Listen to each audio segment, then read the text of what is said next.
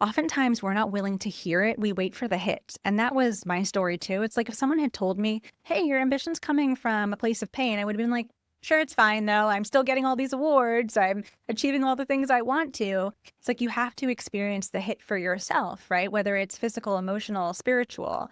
And I think when we experience discomfort enough, then we'll choose another way. Amina, you've shown us through your work that, listen, ambition is not just about chasing the external, all of the to-dos, the rat race, or fitting into someone else's mold. So I want to start there. Mhm. If you can take us back to a moment when you realized your relentless drive was fueled by pain, purpose. Yes, I had a very loud moment where that crystallized for me, and it's sort of my origin story. So I started my career in marketing and brand management, and I was working really hard, sort of that consummate type A, came of age, in late stage capitalism, child of immigrants. And basically, after 7 years, I burned out and I developed 2 autoimmune diseases. And it happened in this very dramatic fashion where I got a call from my doctor one Friday, and it was the seventh doctor that I'd been to. And she said, if you don't go to the hospital now instead of going to work, you'll be days away from multiple organ failure. Oh, wow. So I had to stop. I had to choose another way. So I call it my stop moment because clearly the way that I was working was broken and I was taking the biggest hit for it. And so after that, I went on what I call my Eat, Pray, Love year, where I went back to school to study coaching and nutrition and Yes. mindfulness, all the things, Yes. and felt so much better in my own life and thought there has to be another way. I need to teach this because I'm not the only one that is feeling this way. And your book distinguishes between, I love this so much, painful ambition and purposeful ambition. Yeah. So what are some of those core wounds that trap us in that overachievement, that constant go? And how do we begin to heal them? Yes. And I want to answer this question a couple of different ways. First of all, I think it's really important to redefine ambition because as a culture, as a society, we've decided that ambition means more for more's sake all the time. And I think that's partly what is causing us to have a wobbly relationship with it. Actually, I think ambition is much more like a perennial flower and goes in cycles. And so it's like you drop a seedling of desire into the ground and you take care of the inner and outer environment and then you nurture it and it grows. And then you have this beautiful flowering in the sun. But then guess what? The seasons change and the petals fall off and it goes back underground where you need to rest before you take aim again. And so I think we really need to redefine ambition for starters. But painful ambition is ambition that's driven by the core wound. And there are 5 core wounds. And this is a body of work from Lise Bourbeau, who's a Canadian psychologist. And she says that they are abandonment, rejection, humiliation, betrayal, and injustice. And depending on the wound, we also wear a corresponding mask. So for example, with the rejection wound, the corresponding mask is withdrawal or avoidance. And so we can go through life wearing this mask and our ambition coming from that place until it doesn't work for us anymore. So can you give us an example of, the 5 wounds and how it actually plays out in our adult lives? Like, is it, that we go after the wrong types of relationships or the wrong types of bosses or the, endless chase for validation through the accolades, sports, et cetera, et cetera? All of the above. But a great example, so one of the wounds is betrayal. And betrayal is when we felt like our caregivers didn't live up to what we hoped they would be.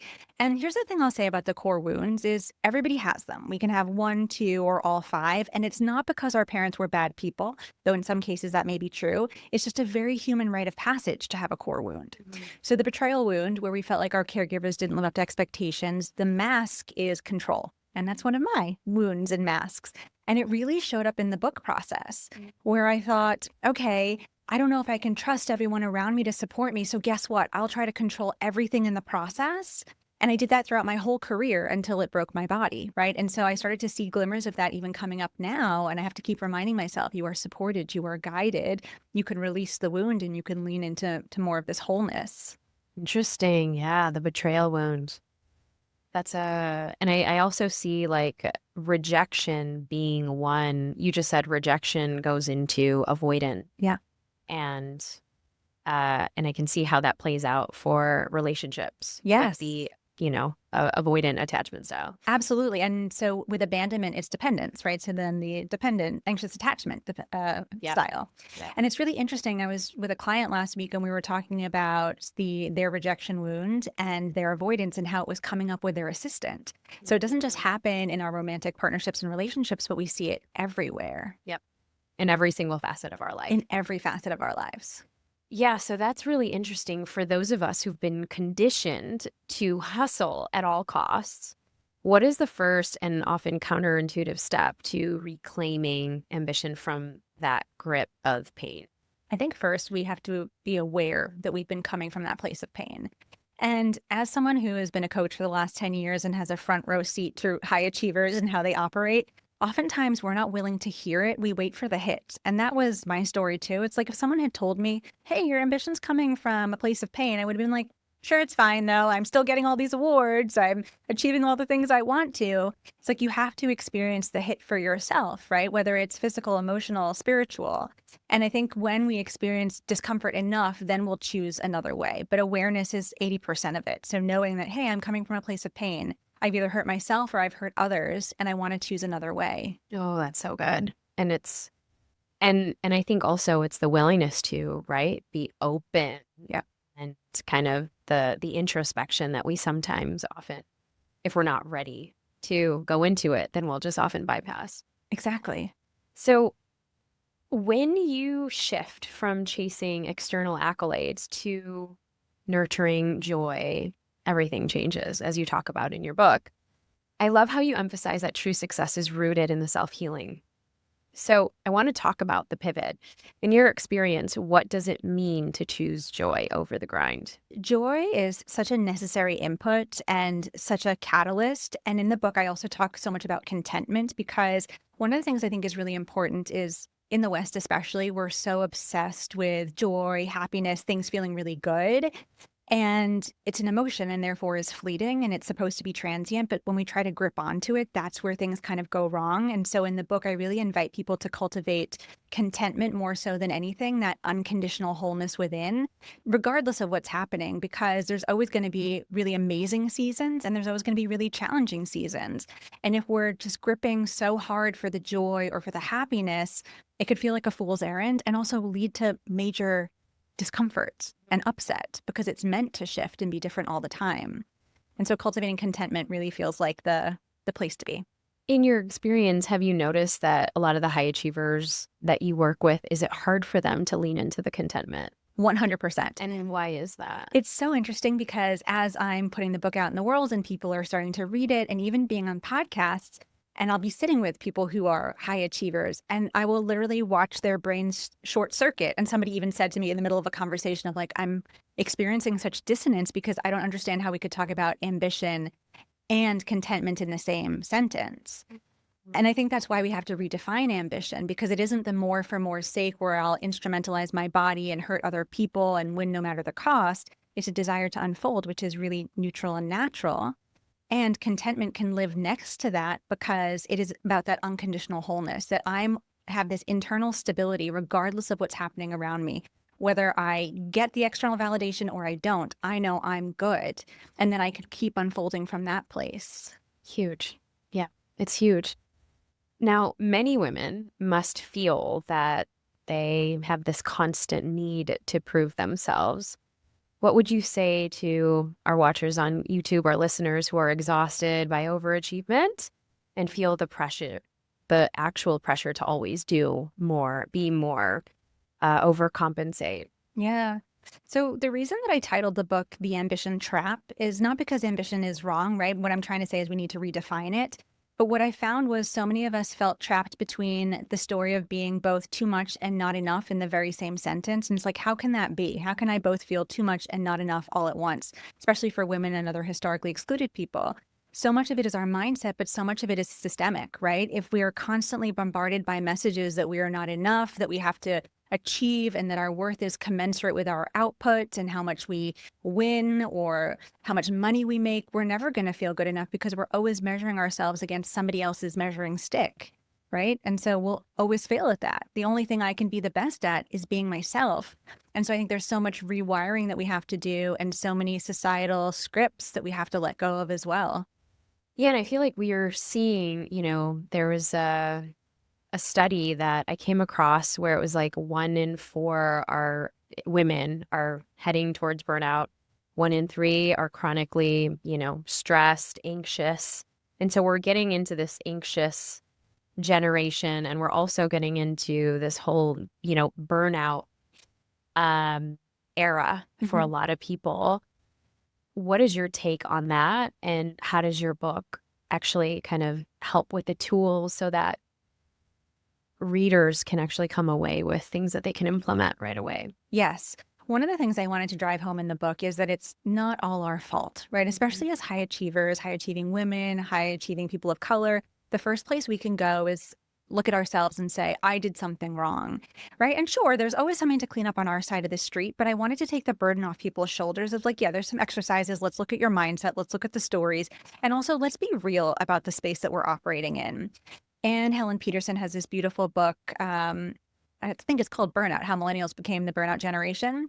And one of the things that she talks about is precariousness and how that actually has led to so much burnout. So many millennials, and I think that this also translates to other generations too, but we came of age in late stage capitalism. We started our jobs around the Great Recession. We're always waiting for the other shoe to drop, right? So that perpetual bracing, that precariousness is what has a lot of us land in that space of burnout. And so burnout is multifactorial, of course, and people with a uterus tend to have a higher propensity for it because of our hormones. And so we need to look at it from a mindset perspective, from a biological perspective, but also a systemic perspective. Yeah, and I feel like a lot of times we're just looking at like the physical symptoms of burnout. Right. And how is let's talk about like how your book is actually written. And, I know we have it behind you, but how is it the journey for the reader? Because I'm always like, okay, is it something where I can open up any page of the book? How did you design it? And, what was the kind of impetus for you to design it in this way for readers? I love this question, and you're probably so much more attuned to this than I am, having done your fourth book. I didn't know how to write a book, right? I knew how to be a coach. I knew how to write short form content. I didn't know how to write a book. And so my editor was so helpful in teaching me about how you actually structure a book and how they're all It's different. fascinating, isn't It's it? fascinating. So, but one of the things that was really important to me was that you could open up any chapter, any section, and there would be a takeaway for you that could stand alone. I don't always read a book cover to cover or front to back. Yeah, neither do I. Yeah. That's why I'm always curious on how authors kind of organize it. Yes. And so it's filled with exercises too, because as a coach, I'm like, well, the work is when we actually get into it, when we ask ourselves the questions, when we use a tool. And so each section has either a guided meditation, journal prompts, reflective questions for people. So you can use it any way you like. There's no right or wrong way to use it. And, for a lot of as you're a child of immigrants, I'm a child of immigrants, a lot of the listeners and watchers are children of immigrants. What was the role that played in, how you wanted the book to land? The Hmm. nuances that came to play? It was everything. Because what I'm talking about in the book is the intersection of ambition and identity, which a lot of people don't talk about. Because there's all the data that suggests, right, if you are a woman and you are ambitious, you're seen as too much or aggressive, right? While a man is seen as strong and powerful. You add in being a person of color or a queer person, it just complicates ambition even further. So for me, really piecing apart identity and ambition was really, really important. And then I always felt really misunderstood and I think unseen in the conversation, right? And very much in the trap of too much and not enough. Yeah. And so I wanted it to be a salve for the soul for all of those people that were at the margins who felt like they didn't have a place that they could go or a complete picture of information, right? Like when I first came to coaching, they were like, do the mindset work. And I'm like, cool. But I also think that there's some other pieces. Mhm. And so I really hope it lands in the hearts and hands of people that need it most and they feel seen in the work. Now, what does leading from a place of deep purpose look like in today's fast-paced, often harsh business environments? And how can leaders practice self-healing to create impact-driven cultures in their workplaces? I think it's a step-by-step process and it's not an overnight thing, right? Mhm. So one of the elements of leading purposefully is honoring our gifts, honoring our zone of genius. And one of the things that I love that Gay Hendricks says about zones of genius is that start with just increasing to 10 minutes a day. So if you know what your zone of genius is, which is the place that you are off the charts brilliant and amazing, sometimes if we're working in a space that's not our zone of genius, it can feel really psychologically unsafe to go to zone of genius right away. So start by spending 10 extra minutes there every day. And then contentment is also a piece of the puzzle. Our values are a piece of the puzzle. Impact is a piece of the puzzle. So if we can just inch our way there, spending more time each day, over the course of months, years, we'll live in a radically different life and world. And I want to zoom out for a second, because when ambition is redefined from within, it creates this ripple effect. And you talk about this in the book, and it kind of starts to impact the way we lead and work, and even how entire organizations function. And you've obviously worked with some of the most influential people in this space. And you talk about the resentment line. Can you explain what that is? And, how can folks who are watching and listening to this create environments where the resentment line, where that balance is honored? Yes. So what I noticed working with all these amazing humans is that so many of us were conditioned to put ourselves last, especially women, right? We're told to put everybody's needs before your own. And that leaves us depleted, without resources, and often resentful. So the resentment line is exactly what it sounds like. It is the place that if we live below it, we will feel resentful. Often our needs aren't met there and we've overgiven. And in the context of our work, that can look like maybe we're not getting a salary that's commensurate with our output. Maybe we don't have the right support team. Maybe we don't have the nourishment we need to flourish to the next level, or the mentorship we need to flourish to the next level. And therefore, we're feeling resentful. We're kicking rocks. And so in order to live above the resentment line, we need to be really honest with ourselves about what our needs are. And speaking from experience, that's a really hard thing to do when you've been told for decades that you don't get to have any. Yeah. I want to double click on the core wounds, because, out of those the 5 core wounds that you talk about in the book, is there any one of those or combination of those that is either harder to kick, or that continuously keeps coming up and rising to the surface as people are starting to do this work and say, they're navigating, the first section of your book and kind of navigating that? Is there anything that kind of gets them into that older, previous version of themselves? Yeah. And I think it's really important to say that, because sometimes people will feel shame when we're having this conversation of like, oh, I've still got core wounds. I've done all this work, or I'm living in painful ambition and I've done all this work.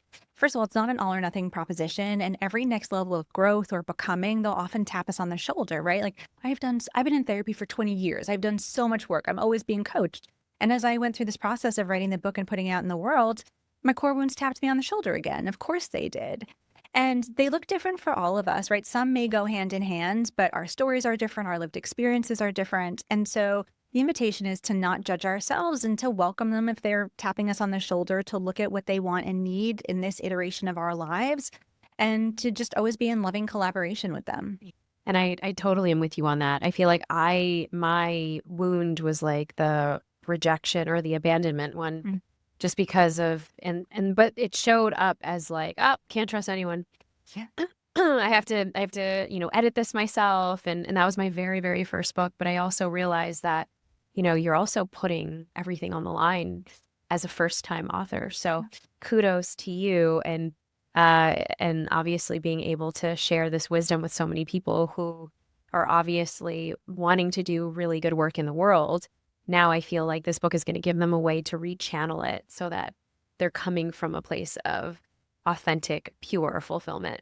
That's my hope. Thank you so much. Yeah. All right. So before we get into our final round, our spill the chai round, where can we get the book? And if someone is curious to, coach with you, your programs, tell us a little bit about how they can work with you. You can get the book anywhere you buy books. So if you have a favorite local bookstore, indie bookstore, please go there. If you want to buy it from a national retailer, that's also great. And then you can learn more about me on my website, AminaAlTai.com, and also on Instagram, same name, Amina AlTai. Amazing. All right. Okay. So we're going to spill the chai here. You can answer this probably as fast or as slow as you want. But if you can rewrite the rules of ambition in a single tweet, what would it say? I would say ambition is for everyone. It's neutral and natural. We need to stop making it right for some people and wrong for others. And what's one piece of advice you'd give to your younger self about chasing your dreams without burning out? I wish she'd listen, but I would tell her, like, you can't miss your fate, right? Honor your body, honor other people's bodies. You won't miss what's meant for you. Okay, finish the sentence. When I feel caught in the ambition trap, I just Hit my meditation cushion. I love this. What's the boldest risk you've taken in the past year to pursue a life based on purpose rather than expectation? Oh, well, a couple of years ago, I was actually working with a sister coaching organization that was super cool, very prestigious. And for a couple of months, I was just getting this nagging feeling that it wasn't aligned anymore. And everybody was like, why are you leaving? Like, this is the pinnacle. I was like, it's just not right for me. And then after I departed, and it was really challenging to do that, a couple of months later, it became really clear why that was actually the right thing for me to do. But it was so hard. And everyone was like, what are you doing? But I just, in my heart of hearts, knew it wasn't for me. I think, Joe Dispenza says something where it's, when one door closes at the beginning of a new chapter. Yeah. So to be able to celebrate all of the endings as new beginnings, basically. In one word, how would you describe the power of purposeful ambition? Can I be a hyphen? Sure. World shifting. Yeah. If you were to throw an ambition trap dance party, what song would be the anthem of liberation? Oh, and of liberation. Oh, that's a good one. That's a tough one, I'd say. Yeah, that is a tough one. The anthem of liberation. What comes to mind for me is like Katy Perry, Roar. Oh, that's a great Right. one. Yeah. The anthem for what not to do was coming up. What? That song by Young the Giant, My Body Tells Me No, but I won't quit. I want more. That's so good. That's good. That's good. One question we ask everyone, what are you braving currently? I'm braving my core wounds right now as I put this workout into the world. It is so real. I keep saying that writing a book is a spiritual assignment to heal what is unhealed. And my goodness, has that been the journey? And I'm very grateful. It is both beautiful and brutal. Well, and I think you're redefining, what it means to be ambitious in this season and stage where we are sicker, lonelier, more disconnected than ever before. We're more overwhelmed, exhausted, anxious. And I think, as you're sharing, it's coming from this wounding of where did we get our validation? And Right. so I think this book is going to really give people so much more permission to lead a more freedom-based life based on the fact that you're helping them understand where all of those roots stem from. So thank you for that. Thank you. It's been an honor to have you on the show, and I'm so excited to see where this goes. And my final comment for you is what's one word that describes this season of life? A word that I would love to describe this season of life is equanimity, but I think the word that actually describes this season of life is stretch. Yeah. Thank you for being so vulnerable, so open, so taking us through your journey. And I can see your love, your passion. And I'm so excited to have our listeners and watchers learn from you. So everyone go get the book. If you are, I know there's a lot of us who are overachieving, overcompensating, running with our core 5 wounds. So if this conversation has sparked you in any way, if it's shifted your perspective, if it had you being curious as to, all right, what is some of my 5 core wounds? Because Amina said that we can have all 5 of them and they all kind of run back of the scenes, the show subconsciously. And so how can we actually make peace with that? And how can we reframe that? So go ahead and get the book, The Ambition Trap. I think you are going to love it. If you're watching this on YouTube, what are you waiting for? We would so love for you to hit the subscribe button. It helps us grow the show more than you know. And go ahead and like it while you're at it. Let us know in the comments what you loved. And finally, if there's any spot that you were like, I have to share my insights on Instagram, follow us at The Brave Table, follow Neeta Bhushan, and I will link Amina AlTai's book as well as her resources, as well as her website, so you can follow everything that she's up to and obviously get the book. I will see you next time. Don't forget to be just a little bit more brave. You know I've got so much more in store for you. So if you are really ready to dive in and keep owning your emotions like the boss that you are, click right here. Go ahead, don't be shy. I'll see you in the next one. Keep shining.